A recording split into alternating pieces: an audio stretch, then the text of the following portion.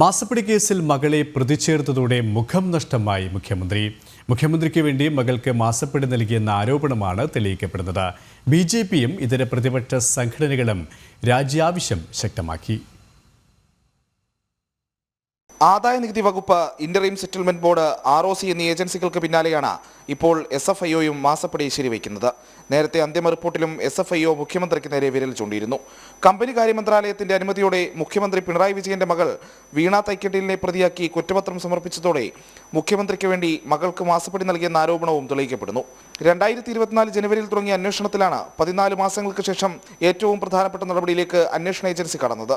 സാമ്പത്തിക വ്യവസായിക കുറ്റകൃത്യങ്ങളിൽ രാജ്യത്തെ ഏറ്റവും സുപ്രധാനമായ 3 അന്വേഷണ ഏജൻസികളാണ് മുഖ്യമന്ത്രിക്കും മകൾക്കുമെതിരായ കണ്ടെത്തലുകൾ നടത്തിയത്.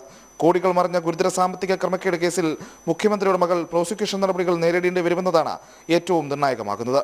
മുഖ്യമന്ത്രിയുടെ മകളുടെ സ്ഥാപനവുമായി നിയമവിരുദ്ധ ഇടപാട് നടത്തിയ കമ്പനി ഭീകരപ്രവർത്തനങ്ങളെ അനുകൂലിക്കുന്നവർക്കും പണം നൽകിയെന്ന സംശയവും SFIയുടെ റിപ്പോർട്ടിൽ ഉണ്ടായിരുന്നുവെന്നതും പ്രസക്തമാണ്. സംസ്ഥാനത്തിന്റെ ഭരണാധികാരി മകളെ ഉപയോഗിച്ച് കൈക്കൂലി വാങ്ങിച്ചുവെന്ന ഗുരുതര കുറ്റകൃത്യം വെറും ആരോപണമെന്ന് പറഞ്ഞ് തള്ളിക്കളയാൻ CPMനോ LDFനോ ഇനി സാധിക്കില്ല. ഈ കൈകൾ ശുദ്ധമെന്ന് പറഞ്ഞ് ഒഴിഞ്ഞുമാറാൻ മുഖ്യമന്ത്രിക്കും കഴിയില്ലെന്നതാണ് യാഥാർത്ഥ്യം. ജനം, തിരുവനന്തപുരം.